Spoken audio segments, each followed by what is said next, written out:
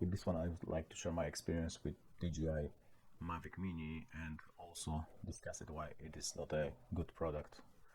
I don't want to curse, but it's basically not a good product. If you cannot enjoy the product, that means it is not good. This is the Hero. So why I got it?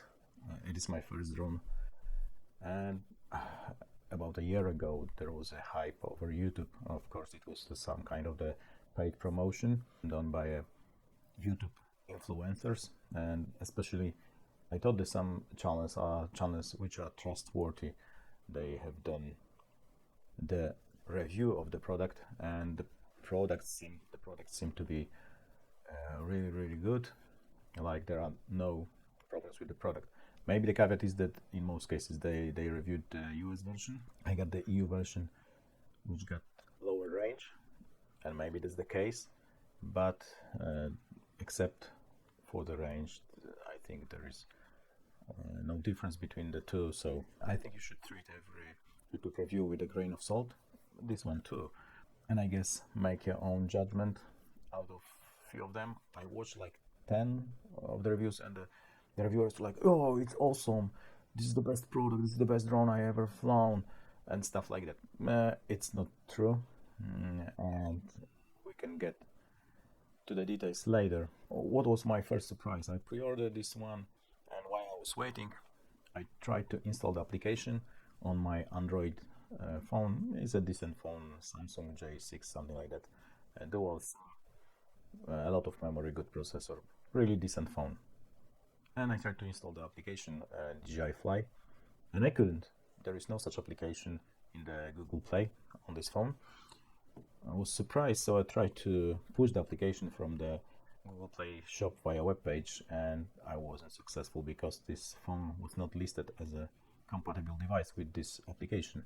So I checked the internet what's going on, and the information was that the DJI Fly application is only 64-bit application, which means it cannot be installed on this one because this is 32-bit Android. The phone itself is 64-bit, but the Android chosen by Samsung here is 32-bit. So you can install this application. A lot of users ask DJI to create 32-bit version of the application. It never happened. But the requirements for the application says iPhone 5 up with iOS or Android 9 Plus, which is a lie because this is Android 9 Plus and it doesn't work. Anyway, I got different phone. This one, it's a rigid cut S60, which I got because it's rigid. It got Android 9 64-bit version, so I was able to install the DJI Fly application, no problem at all. But then I tried to connect the phone to the remote. A part of that it does not fit very well into the remote, like so. The gap here is too small, so you cannot put the phone inside, but you know, it's a niche phone, so I'm not complaining very much. But then I tried to connect the included cable. You plug the cable into the remote and then you plug the cable into the phone. But wait, the USB port is here, so so the included cable is too short. What a shame. Okay, what to do? You can go on eBay or wherever and buy longer cable, which is additional 10 bucks, no problem. With the longer cable I can connect this, no problem. So I flew a few times with this phone and then the phone broke. I'm not sure it was a remote fault, the phone itself fault, or the cable fault, but when I was connecting to the remote, the phone just popped and never ran again, so it was bricked. So I was not able to fly my drone anymore, and I think this drone was around $450 in Poland, maybe a bit more at the time, so quite expensive. So I got an expensive toy which I couldn't use. So I got the cheapest phone which is supported by this application. I checked on DJI forums, some drone forums, and I got this one. This is the Redmi Note 5. It is additional $100, so already spent It's on $110 to be able to fly this drone. And before I bought it, I checked the requirements, and there was nothing about that you need 64 bits phone. So I was a bit pissed, but whatever. Then I got the drone. There was a quick start guide, and on this guide there is nothing regarding the calibration. And since it was my first drone, I was not aware that you have to calibrate it straight from the box. Although I've seen some tutorials and people were calibrating the drone, so I calibrated the compass, but I was not aware that I have to calibrate the IMU. There was no pop-up in the application, so I flew the drone and it was just flying sideways. So it was really strange, and unfortunately it went into the wall, but it was just minor crash. Nothing happened, no damage. There should be something in a quick guide that you have to calibrate it before you fly. That is a minor thing. Maybe this is not your first drone, then you're aware of that. I wasn't. But then I was flying. Not sure that was because of the crash, but when I was flying I wasn't able to film anything properly, because when I was trying to direct the gimbal via the remote, the gimbal was moving back.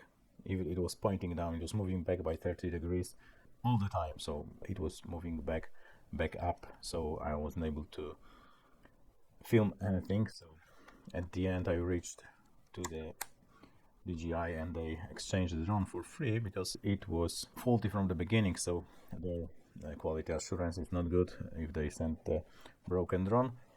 Anyway, that could happen to any company probably nowadays, so it's not a big case. So I flew drone a few times in the open field. I wasn't amazed by the quality of the pictures. Yes, you can tweak them in post, but since it is a JPEG, you are quite limited. There is no raw photo in the drone. I was aware of that when I was buying, but all the reviews said that it's not a problem because you can manipulate these JPEGs. They are awesome and stuff like that. They are not. They are quite poor quality, so it's like a bit better than Google Maps photos. So I wasn't that amazed with the video. I was a bit limited with this broken gimbal, so I couldn't film a lot. Then I was on holidays, and there was a interesting location, which is a quarry. Guys told me that the quarry is closed, and since it looked interesting, I decided to film it with my Mavic. It was middle of winter, but it was +3 degrees Celsius. I took Mavic and some other photo gear there to make some photos, and the quarry shape was like that. There was, I would say, an entrance into the quarry, and here was the forest, and it is like 20, maybe 25 meters deep, and this end is open, or it is open, so vehicles were going here to get the crushed stones, and the quarry is quite deep. There are a few lakes inside. It looks interesting. I was standing here on top of the quarry, so I started Mavic. It was really nice. I could film a bit here, so I decided that I would do some kind of the reveal shot flying from here into the quarry. So I was here with my remote, trying not to fall inside the quarry, and I flew a bit inside the quarry. It was all fine. There was no wind that day, at least when I started flying. And then I flew down here with the Mavic, so I was not able to return even on a sport mode. So the distance here was like 200 meters, maybe 300 meters, not more. I would say 300 meters, and I was not able to fly back because it seems there was some kind of the draft from the quarry that was pushing Mavic back here. So I tried to steer this out of the quarry, but I was not able to because the Mavic started losing connection. There was no connection. So Mavic tried to come back home and was flying into the quarry, and at the end it was just pushed into the trees. Even though I tried to up the Mavic, it was pushed into the trees, crashed into the trees. So it was basically on the other side of the quarry with the battery depleted like 50% because it was struggling to fight, so depleted battery quite hard, even though I was flying like 10 minutes. So I was like, okay, so I have to go around the quarry to get there. This side was blocked by the huge mountain, so you cannot go there. To go around, there is a road, so no problem, should be 10 minutes to retrieve the Mavic. But then it turned out the quarry is not closed, and locals were not informed. They were not blowing up the walls anymore, so the locals were not aware that the quarry is open. They were just drilling and removing the stones from the quarry with big lorries, and there was lorries going up and down here, and there was of course sign that unauthorized access is prohibited. So I was not able to go on this road because there were these big lorries going up and down. So I had to go around the whole quarry through the forest. It was like 3 kilometers walk through the bushes with thorns. But so the funny thing was that since I was using dedicated phone, I haven't got a SIM card in it, so for some reason Google Maps weren't working, so I couldn't use the drone option, find the drone, because it was starting the Google Map and there was information that there is no data connection and I cannot find the position on the map. Excellent. The good news was that I'm a man, so I know I got a good terrain orientation, so I could basically guesstimate where the drone is based on the what I seen. So I took my other phone around the map, and with the remote in one hand and the phone with the map in the other hand, I was going through the forest with big lorries going around with the stones to retrieve my Mavic Mini. And good thing was that I spotted some deers, some wildlife. It was quite a nice trip through the forest. But I was searching for this Mavic, and at the end, when I thought I'm close to the drone, I started to hear beeping, and there was information from the phone that the battery is totally depleted and it should land, something like that. And I heard beeping from the drone, so as I was able to retrieve it somewhere here. It was crashed, so the shell was crashed, but I got the DJI refresh. So and then I tested the drone and it was working fine, except for the broken gimbal, which was broken from the beginning. But yeah, that experience wasn't very pleasant. To basically, I was not able to fly the drone. There was no wind. Probably there was some wind inside the quarry, but the performance of the drone was really poor, and especially that it started losing connection in the middle of nowhere where there shouldn't be any interference. There was like no Wi-Fi. I doubt they got Wi-Fi in those trucks. So yeah, a really poor performance with the remote and the range of the drone, and also the resistance for the wind. So I packed it up and forget about this drone, because so basically there is no fun using it. So it was lying in the box, waiting for me to exchange it via DJI refresh. And also, since the range was really poor, I got this thing, the range extender. I've seen some reviews on YouTube that this one works, but I have to spend another I think $15, so it is already $125 of additional expenses to be able to fly this drone correctly. Bought this one and I took the drone for a spin. I went to the field where there shouldn't be any interference. There was almost no wind. It was quite safe, I would say. So I was trying to check what is the maximum range of this. I flew around 2 kilometers away within 8 minutes or something like that, so I got plenty of battery left to return. the signal reception was really good with this extender, so I decided to come back because I was on the other side of a small river, so I would like to cross it to retrieve the drone after my adventure in the quarry. So I started to return, and then the surprise was that the drone was not moving. It was, I would say, standing in the air without moving, although I was running it on the full speed on a sport mode. And also there was a message that there is a strong wind, so probably up there was strong wind because I flew over some lake, and probably there was a high wind over the lake, so I lowered the altitude the lowest possible to limit the wind and tried to fly back. And it was like 20-minute struggle to fly back to me.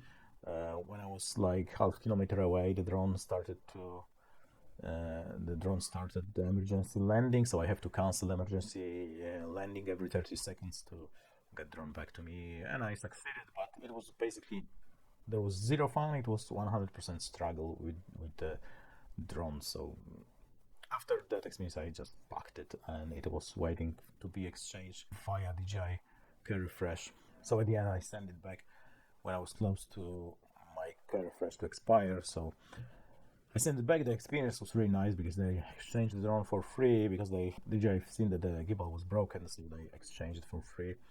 No problem there. And when I got a new drone, I was pumped that I'm going to film something.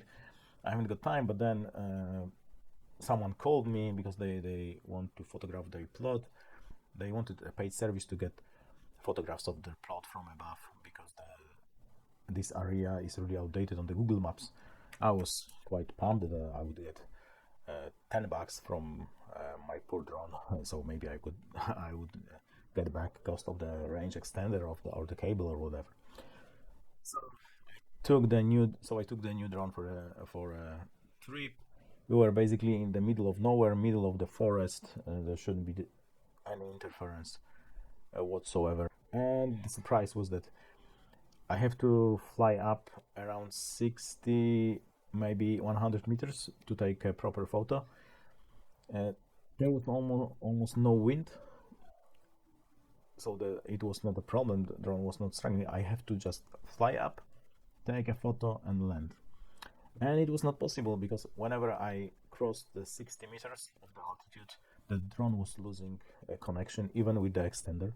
There was probably some interference. I tried to switch the channels, but it doesn't help. So whenever I went 60 meters up, the drone was losing connection, and it was emergency landing. So I was just moving it up to take a photo, and it was moving down. And it was back and forth, back and forth. I tried to change my position, change the position of antennas, change the extender, put the extender that way, other way. Nothing helped. That was really poor experience. And then I said, like, okay, I used this drone like 10 times or more, and it always was not fun to fly. Maybe my kids enjoyed it when we took a drone. The rest is just not fun. So basically the experience with this drone is 0% fun. It's like 50% being worried that you'll never retrieve it because it would be lost, and 50% of struggle of flying it against the wind. So I would say it is a quite poor product, which unfortunately was promoted very heavily when there was a premiere of this. And I think it's just beta version of the Mavic Mini 2. They just created one to cut the cost, so they removed all the necessary things. Of course, they wanted to make it below 250 grams, but then they removed too much from it, and it ended up being really poor product. At the moment, I'm trying to sell it for half the price, and I'm struggling. I will be like $200 poorer if I sell it for half the price, plus I spend $125 on additional accessories which I don't need. So I guess I need a drone, but the options at the moment are just DJI Mavic Mini 2, which also got really good reviews over the YouTube. So I guess I would wait a bit. Also, my friend got one, so maybe I would check how this performs in a demanding situations, but maybe I'm not the target person to get this drone, because it is advertised for the iPhone owners which want to make a drone on a beach and pack it back into the box and just chill on the beach with the drone they posted on the Instagram. Maybe that's my misconception, that I have bought it to film something more advanced or something more demanding, and maybe it's just not a drone for me. I should buy a Mavic 2 from the beginning, I don't know. But after watching several reviews on YouTube, I got an impression that you can film quite decent footage with this one, which is not true, because whenever there is a wind or there is some kind of the interference, especially with the European version, you basically don't have any fun with the drone, or you just struggle with it, and the performance is really bad, so it's not worth to spend any money on this thing. And also I tried to use this indoors because I'm filming basketball games, so I thought it would be nice to have a different perspective from the drone of the games. And I mean, the quality of the footage wasn't that good, but I only tried once, so maybe I could tweak it. But the problem was that we are playing for 20 minutes quarters, and this charger is really slow. You can charge lithium-ion batteries with much higher amperage than this charger is designed. So basically each battery charges around 90 minutes, and we are playing for 20 minutes quarters, so each battery was enough for 1/4, so I was not able to film the last quarter, which was kind of pointless.